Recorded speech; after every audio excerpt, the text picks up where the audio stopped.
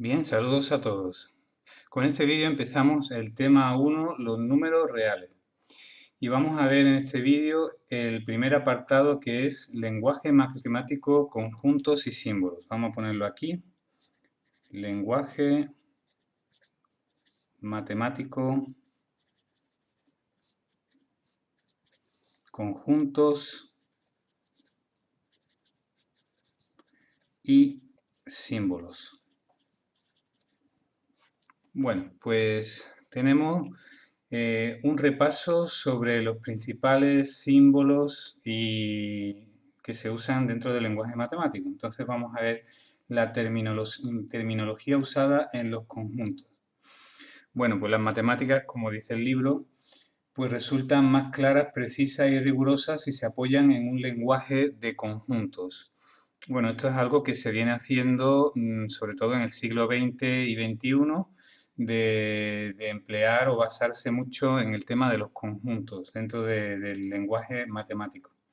En primer lugar, pues claro, que las matemáticas fundamentalmente tratan sobre números, evidentemente, y los conjuntos de números ya los conocemos. Yo supongo que todo esto es bastante conocido, ya lo sabéis de cursos anteriores, pero lo repasamos, lo podéis ir apuntando en vuestros cuadernos. Entonces tenemos, por ejemplo, tenemos los diferentes conjuntos de números serían, bueno, tenemos n, que son los números naturales. Los números naturales. ¿Cuáles son los números naturales? Pues son los números 1, 2, 3, 4, 5, los que sirven para contar. Así hasta el infinito. No he metido el cero. Realmente el cero se mete a veces o a veces pues no. A veces depende del libro. Hay matemáticos que consideran el cero como un número natural y otros que no lo consideran número natural. Nosotros no lo vamos a considerar un número natural y a menos que se diga lo contrario. Entonces empezamos a contar a partir del 1. Recordamos que la simbología para representar a los números naturales está n con este doble palito aquí delante que algún matemático, no sé quién, se inventó para que fuera una letra exclusiva para los números naturales. Luego tenemos z, que son los números enteros. Si los naturales son 1, 2, 3, 4, 5, si nosotros ponemos aquí, por ejemplo, imaginamos, los conjuntos muchas veces se representan como superficies imaginarias, ¿no? Redondeles, no sé, así gráficamente. Entonces tenemos aquí el conjunto de los números naturales, pues están el 1, el 2, el 3, el 4, el 5 y ahí meteríamos todos los números. Bueno, pues si le añadimos el 0 y los números negativos, es decir, ampliamos el conjunto y entonces tenemos, este sería el conjunto Z, ¿no? Esta no es la Z del zorro porque es una Z doble, el zorro hace una Z simple. Bueno, pues tenemos, qué tontería, ¿no? Tenemos, por ejemplo, pues el 0, aquí lo podemos poner en medio por simetría y a un lado pues 1, 2, 3, 4, es decir, los números naturales también, pero también incluye a los enteros, menos 1, menos 2, menos 3 y puntos suspensivos para este lado que no me caben, lo he hecho muy pequeño. Bueno, pues aquí ya tenemos los números naturales y z, pues también pondríamos el 0 y los números negativos. Los positivos ya están aquí dentro. ¿Eh? Y así sucesivamente todo ese conjunto del conjunto de los números enteros. Luego tenemos los números racionales. Racionales. Bueno, los números racionales, si los números naturales los puedo poner en orden y los enteros también los puedo poner en orden, los racionales es más complicado buscarles un orden. La verdad es que no hay un orden así sencillo de escribir porque si yo pongo, por ejemplo, el 0 y el 1, pues entre media del 0 y el 1 tendría el 1 medio, y entre media del 0 y el 1 medio vendría por ejemplo, el 1/3 o el 1/4 o infinito. Es decir, que si los pongo en orden o intento ponerlo en orden, resulta que entre cada dos números puedo encontrar siempre otro número racional. Así que pues vamos a poner los naturales, 0, 1, los enteros, -1, -2, las fracciones, un quinto, 3/4, -7 medios, en fin. En general, todos los números que se pueden construir como una fracción de números enteros, evidentemente que en el denominador no esté el número 0. Entonces, cualquier fracción con dos números enteros me sale un número racional. Bueno, pues los racionales serían un conjunto más grande, ¿no? Entonces, incluiría los naturales, incluiría los enteros y aquí pues ya tengo que ir poniendo fracciones. Un medio, un tercio, 10 partido 13, 75 partido 23, yo qué sé, cualquier cosa. Bueno, aquí también negativos, -101 partido 411 o lo que sea, etcétera. Bueno, pues esos son los racionales. Bueno, pues todo esto que nosotros lo hemos ido escribiendo tan fácil y tan rápido, en la matemática tardó un tiempo en desarrollarse. Bueno, luego tenemos también los números reales, ¿no? El salto a los números reales, la verdad es que me parece que se dio ya en el siglo XIX, ya se definió exactamente qué eran los números reales. No sé si fue en el XIX tuvimos que esperar hasta el siglo XX. No, la verdad es que no lo sé. Pero bueno, ¿qué son los números reales? Pues los matemáticos se dieron cuenta que con los números racionales, esto ya se dieron cuenta en la antigüedad, en la época de los griegos, concretamente de la escuela pitagórica, ya se dieron cuenta que si tenemos todos los números racionales, todas las fracciones, hay números que no están dentro de este conjunto, pero que existen. Por ejemplo, el número raíz cuadrada de 2. Entonces, la raíz cuadrada de 2 no sale exacto y no es un número racional. También hay otros muy famosos como el número pi, el número las raíces en general que no sean de números enteros que no salen exactas, raíces cuadradas, raíces cúbicas, raíces cuartas que no sean exactas, pues todo eso ya es rellenar los huecos que van dejando los racionales. Y entonces salen o aparecen los números reales. Pues los números reales, pues tienen los números naturales, los números enteros, los racionales, ¿no? Los naturales, los enteros, los racionales. Y también tienen pues números como el número pi, el número raíz cuadrada de 2, el número raíz cuadrada de 3, cualquier raíz, el número el número phi, ¿eh? Cualquier raíz que no salga exacta, raíz cúbica de 7, por ejemplo, en fin, etcétera. Bueno, recordemos que pi, bueno, ya sabemos 3,14, 15, 92 o 3,1416 redondeando, en fin, la raíz cuadrada de 2, la raíz cuadrada de 3. El número recuerdo que es aproximadamente 2,71828 y muchos números decimales que no tienen un periodo que se repita. El número phi, que es el número áureo, es exactamente igual a 1 más la raíz de 5 partido por 2 y esto sale aproximadamente 1,618 me parece, y muchos decimales más que realmente pues no se repiten, no hay ningún periodo, ninguna cifras que se repitan.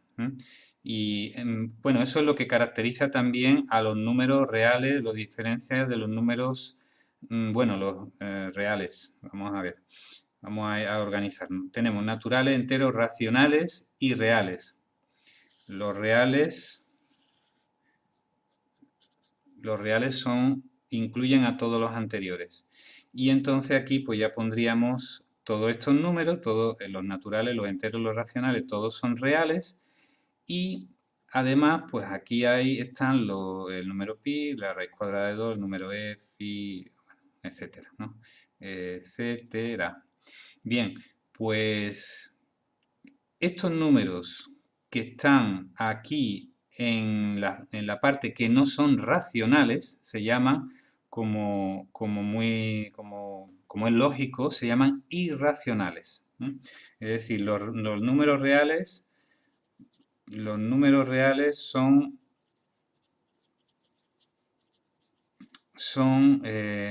racionales, Q, e irracionales. Los irracionales se suele representar por una I doble. Bueno, ya vemos que cada letra mayúscula ha incluido así un doble palito en algún lado, ¿no? Los naturales aquí en la N, en el palo de la N, la Z un doble palo en diagonal, la Q también tiene aquí, se le pone aquí como otro palito extra, y los números reales se le ponen así también dos palitos aquí. Y los irracionales, pues igual como una especie de I con doble palito. Esa es la notación habitual. No son raros los libros que a lo mejor no traen estas letras, sino que simplemente se limitan a poner las letras mayúsculas sin el detalle del doble palito. Entonces, los irracionales, pues son, por ejemplo, los reales que no son racionales, los que no se pueden representar como fracciones. Las fracciones, bueno, tenemos los naturales, tenemos los enteros, las fracciones, si las pasamos a número decimal, pues entonces los racionales o las fracciones siempre sale un decimal finito o infinito periódico. Esos son los racionales. Salen cuando yo hago la división de una fracción, por ejemplo, 1 entre 5, hago la división y me va a salir 0,2. 1 entre 5, cojo la calculadora, lo hago, me sale 0,2. Esto es un decimal finito. Si hago, por ejemplo, no sé, 1 entre 3, pues esto me sale 0,333 y siempre se repite el 3. Es un decimal infinito pero periódico, que tiene un periodo que se repite. Los irracionales son números que al intentar expresarlo en forma decimal salen decimales infinitos no periódicos. Entonces, decimal infinito no periódico. Entonces, eso creo que ya lo sabéis de cursos anteriores, pero no está mal repasarlo. Entonces, si yo intento calcular cuánto vale phi, pues me sale una cuenta que al intentar hacerla me sale 1,618 y si quiero seguir sacando decimales, pues van a salir un número de decimales infinitos y no va a haber un periodo que se repita. Lo mismo le pasa al número pi, a la raíz cuadrada de 2, a la raíz cuadrada de 3, etc. Entonces, los irracionales, como su propio nombre indica, no se pueden expresar como fracción. Y eso ya se dieron cuenta los pitagóricos, que existían números que no se podían expresar como fracciones, pero que realmente existían. Concretamente, es famoso el caso de la raíz cuadrada de 2. La raíz cuadrada de 2 se dieron cuenta ellos de que no se puede representar como una fracción. Y hay un razonamiento lógico muy elegante que permite llegar a esa conclusión. ¿Vale? Y entonces, pues los pitagóricos se quedaron muy impactados. Se dice incluso que este secreto les pareció, o sea, este descubrimiento les pareció una cosa como muy horrible dentro del mundo de las matemáticas y entonces no les gustó nada y entonces lo guardaron en secreto. Yo no creo que fuera tanto así, o sea, que lo guardaran en secreto sí, pero que les pareciera una cosa horrible, pues no, es simplemente una cosa pues que es como un misterio, ¿no? Que va más allá de lo que uno está acostumbrado a trabajar de forma natural, ¿no? Bien.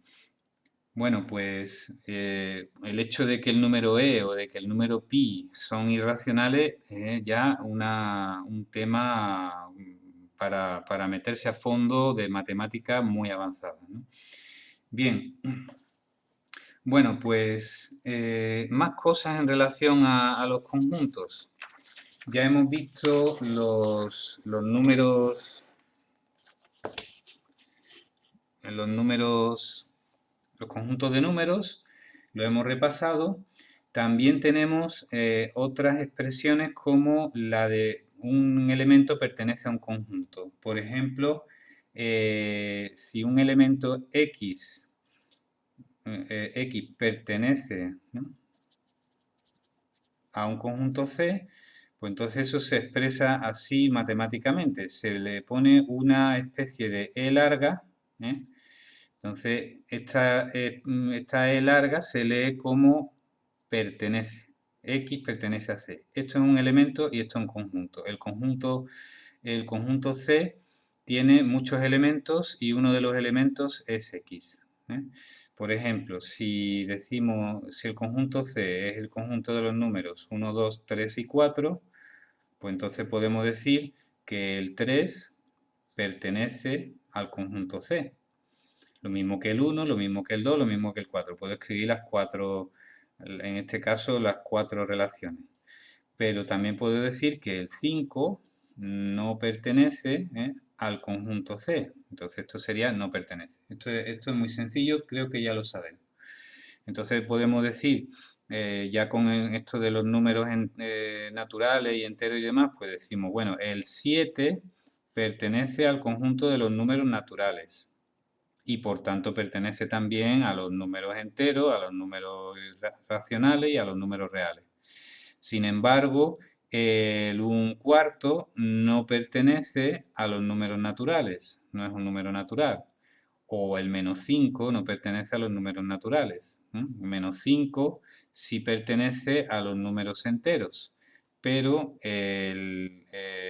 por ejemplo, el 1/4 no pertenece a los números enteros, cuarto no pertenece a los números enteros. El 7 también pertenece a los números enteros. Bueno, podemos poner todos los ejemplos que queramos.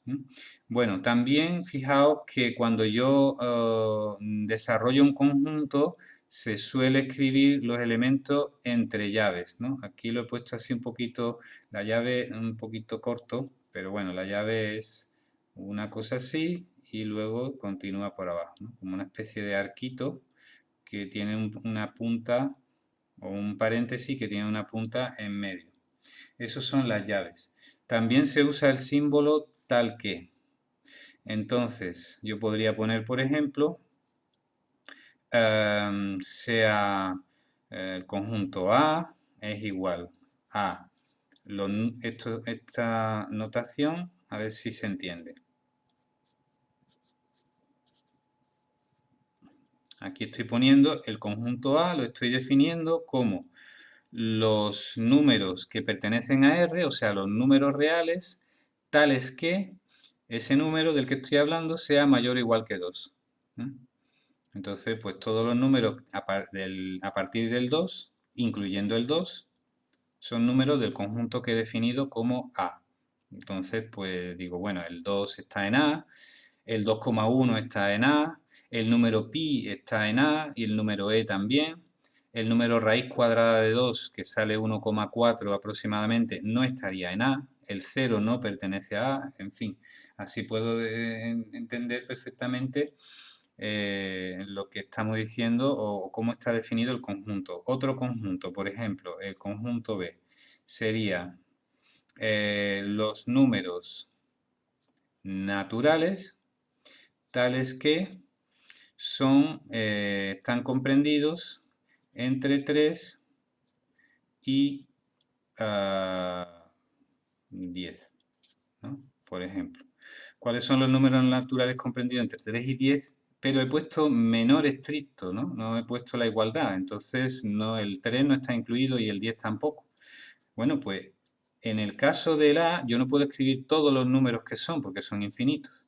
Pero en el caso del B sí puedo escribirlos, porque son números naturales que empiezan después del 3 y terminan antes del 10. Pues entonces son el 4, el 5, el 6, el 7, el 8 y el 9. O sea, el B lo puedo definir así, pero también sería esto mismo. Entonces así se puede escribir, son varios ejemplos que estamos poniendo. Bueno, tenemos también el subconjunto, ¿no? Subconjunto.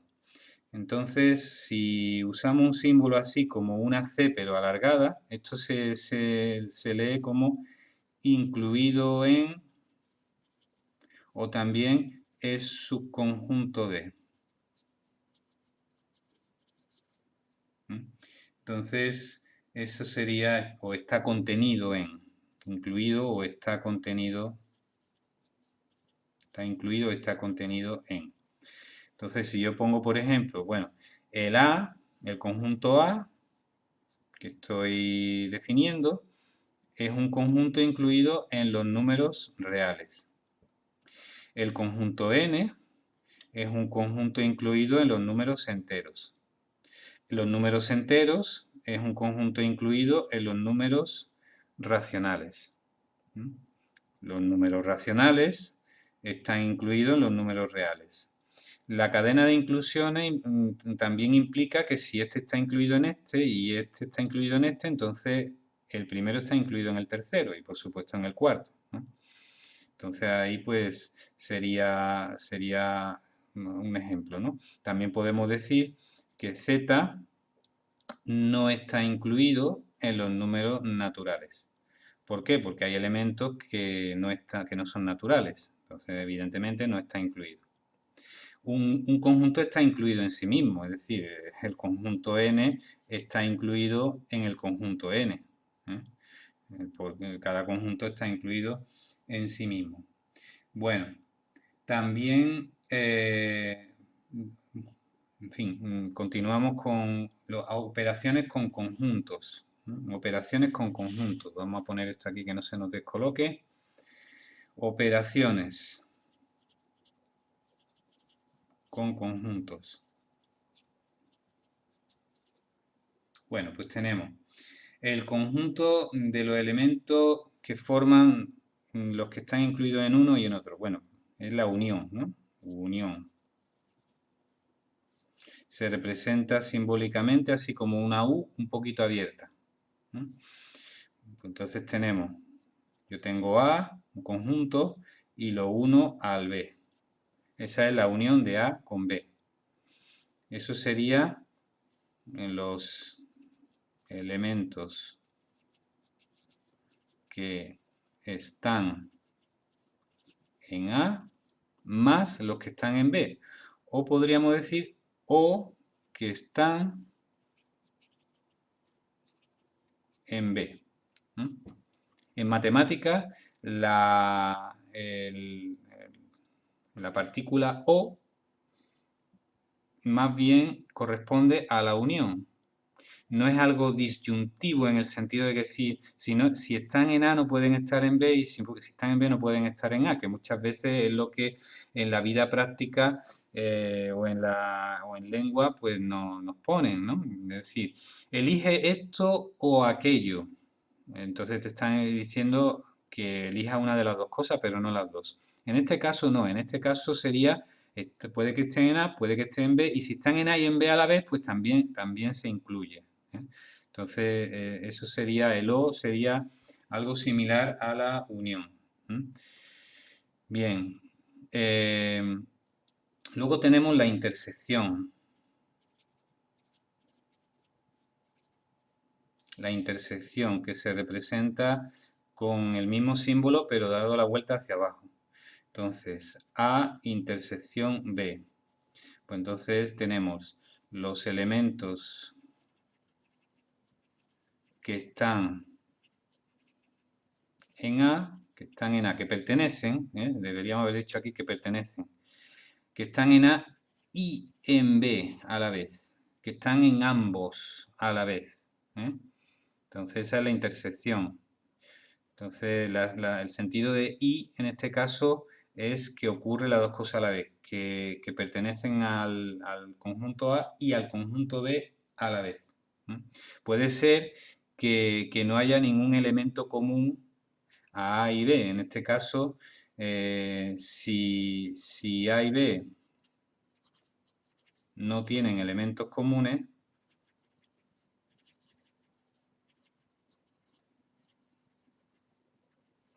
entonces la intersección de A con B es lo que se llama el conjunto vacío. El conjunto vacío. este 0 o esta O con la raya es el conjunto vacío, el conjunto que no tiene ningún elemento. El conjunto vacío está incluido en cualquier conjunto. ¿Eh? Está incluido en cualquier conjunto. Y no tiene elementos. Si yo cojo cualquier elemento, un elemento cualquiera, no pertenece al conjunto vacío. Bien. ¿Qué más cosas? Pues tenemos también, vamos a ver, continuamos, colocamos esto aquí. A ver, espero que se siga viendo bien. Bueno, pues tenemos la resta, la diferencia de conjuntos. Diferencia de conjuntos. A menos B. Entonces, elementos que están en A y no están en B. Y no están en B. Esa es la diferencia de conjuntos. Luego también hay un concepto que es el conjunto universal,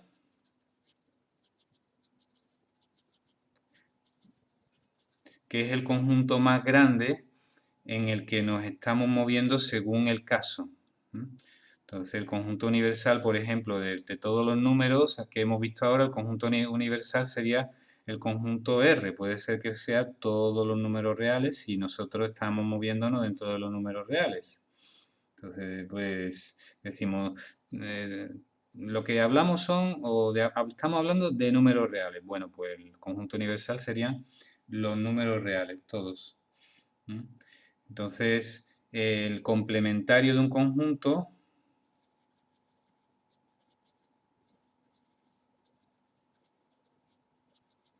bueno, también podemos llamarle, por ejemplo, también se le puede llamar, es muy típico llamarle E también, al conjunto completo, o U, un conjunto universal también igual. El complementario de un conjunto es el conjunto que no, o sea, los elementos que no están en el conjunto. Por ejemplo, si tengo el conjunto A, su complementario al que se le puede llamar A' o A con una C, o también se puede coger el conjunto universal y restarle el conjunto A, pues son los elementos que no están en A. Los elementos que no están en A son los que forman el complementario. Pero claro, el complementario, para nombrar al complementario tenemos que partir de un conjunto concreto. Bien, entonces hay una serie de diagramas que en el libro están, que se pueden utilizar para comprender todo lo que acabamos de explicar, ¿no? Yo, por ejemplo, podría representar el conjunto universal como, imaginamos, como un gran cuadrado. Y ahora cojo el conjunto A y lo represento aquí. Este sería el conjunto A y esto sería el conjunto B. Vamos a ponerlo así, conjunto B. Bueno, pues entonces el conjunto unión sería todo lo que abarca, todo lo que abarca tanto A como B. Tanto A como B. Ese sería el conjunto unión. Todo esto, todo lo que está aquí dentro, todo lo que está dentro de A y de B. Esa sería la unión. A unión B. El conjunto de intersección sería la parte común a A y B. Esta parte de aquí, esta sería la intersección. La parte que es común a A y B. Luego tenemos el A menos B, pues sería esta zona. Esta zona de aquí dentro, como, no sé si dibujarlo aquí, ¿no? Es decir, el A menos B sería, pues, el A menos el cacho que comparte con B. Esto sería el A menos B. Y el B menos A, pues sería el B menos menos en la otra parte. Ese sería B menos A. Y ahora, pues el complementario de A sería la parte que queda fuera de A. ¿m? El complementario de A sería toda esta zona, o ignoramos al B y nos quedamos con todo lo que está fuera del A. ¿M? Y el complementario de B pues sería toda la zona que está fuera de B. ¿M? Bueno, en el libro vienen esquemas también y podéis repasarlo.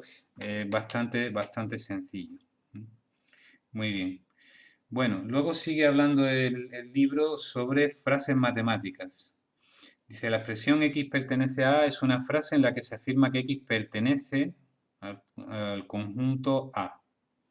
En esta frase el verbo es pertenece. Bueno, los símbolos hay diversos símbolos, ¿no? Pertenece, no pertenece, incluye, no incluye, o está incluido, ¿no?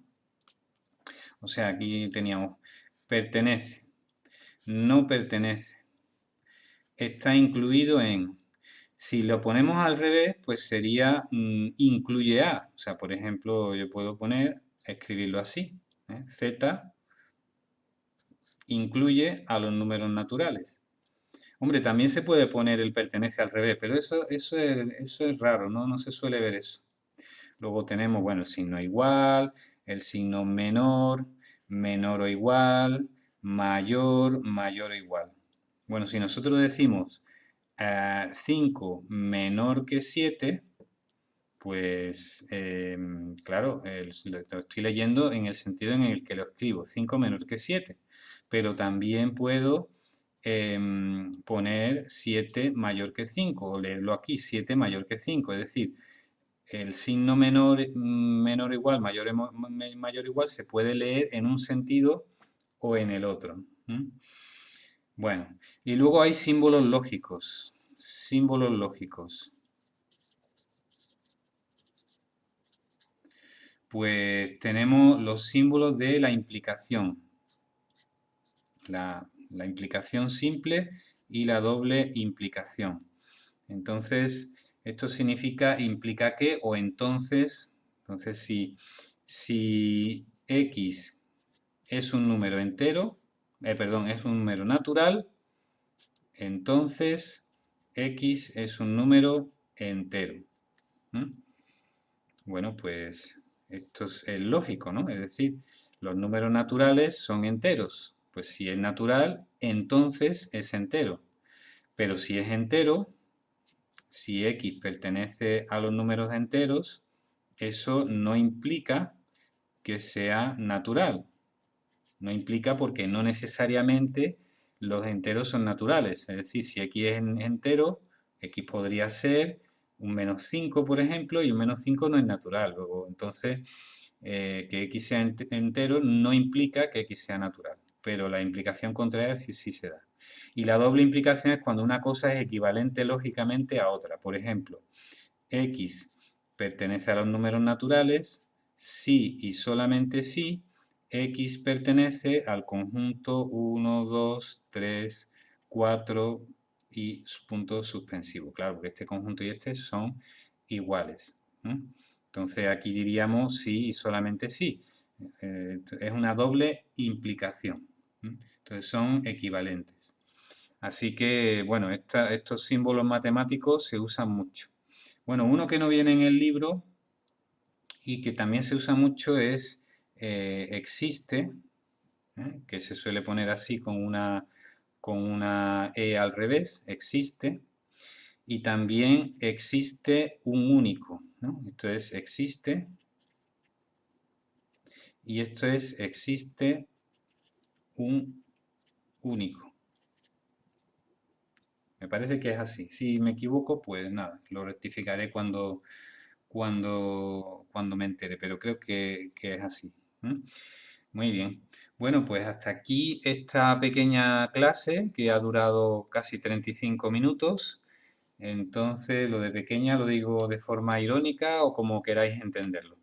Muy bien, un saludo con mucho cariño a todos y hasta aquí la primera clase de primero de bachillerato. Gracias por vuestra atención.